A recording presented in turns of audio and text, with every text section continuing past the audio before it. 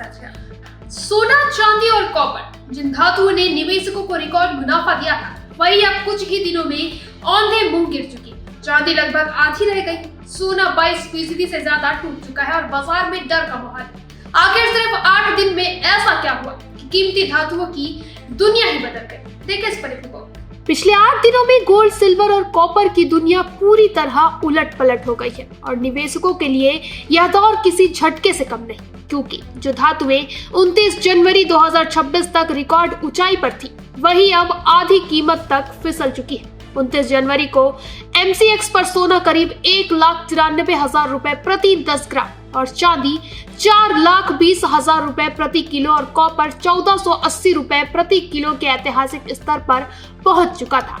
पिछले साल यानी 2025 में सोने ने करीब 70%, चांदी ने 170% और कॉपर ने 50% से ज्यादा का रिटर्न दिया था, जिससे निवेशकों में जबरदस्त उत्साह बना हुआ था।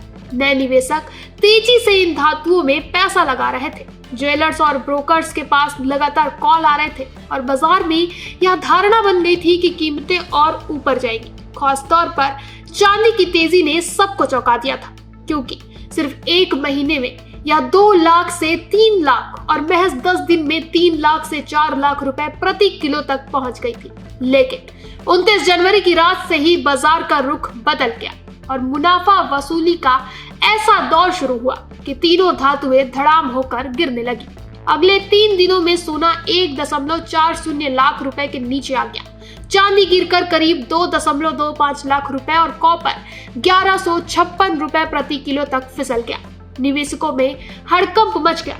कई लोगों को समझ नहीं आया कि हो क्या रहा है। वहीं 2 फरवरी को थोड़ी तेजी जरूर दिखी, जिसमें उम्मीद जगी कि शायद बाजार फिर से ऊपर जाएगा, लेकिन यह तेजी टिक नहीं पाई और फरवरी की शुरुआत से ही एक बार फिर गिरावट की हवा तेज हो गई। वहीं शुक्रवार को MCX पर सोना 1.55 लाख, चांदी 2.49 लाख और कॉपर 1242 रुपए पर बंद हुआ, जबकि दिन के कारोबार में सोना 1.49 लाख, चांदी 2.29 लाख और कॉपर 1213 रुपए तक भी गिर चुका था। इस तरह सिर्फ 8 दिनों में सोना करीब 22 से 23%, चांदी करीब 45 से 46%, यानी लगभग आधी और कॉपर करीब 16 से 18% टूट चुका है। इस भारी गिरावट के पीछे कई बड़े कारण हैं, जिनमें सबसे अहम है अमेरिकी डॉलर का मजबूत होना। डॉलर के मजबूत होने से डॉलर में ट्रेड होने वाली कमोडिटीज दूसरे देशों में निवेशकों के लिए महंगी हो जाती है, जिससे मांग घटती है। इसके अलावा 29 जनवरी की रात से शुरू हुई मुनाफा वसूली ने गिरावट को और तेज कर दिया। अमेरिकी फेडरल रिजर्व ने नए चेयरमैन की नियुक्ति और ब्याज दरों को लेकर सख्त रुख की आशंका ने भी बाजार पर दबाव बनाया। वहीं MCX ने कीमती धातुओं को कंटेक्स पर मार्जिन बढ़ा दिया, जिससे ट्रेडर्स को ज्यादा पैसा जमा करना पड़ा और कई लोगों ने पोजीशन काटना ही बेहतर समझा।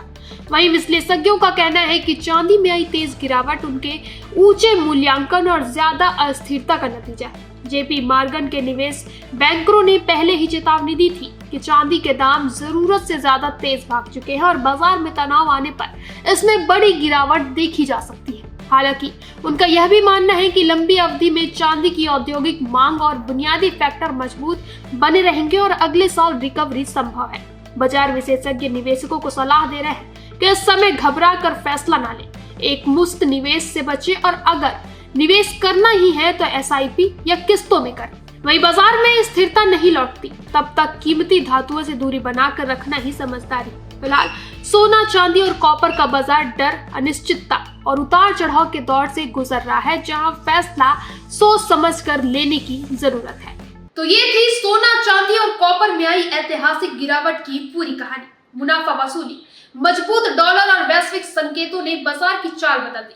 अब सवाल यही है कि यह गिरावट थमेगी या आगे और बड़ा झटका इंतजार कर रहा है। लेकिन निवेश से पहले सतर्क रहना सबसे ज्यादा जरूरी है। फिलहाल के लिए इतना ही। आगे के अपडेट्स के लिए बने रहें निशानेबाज पर।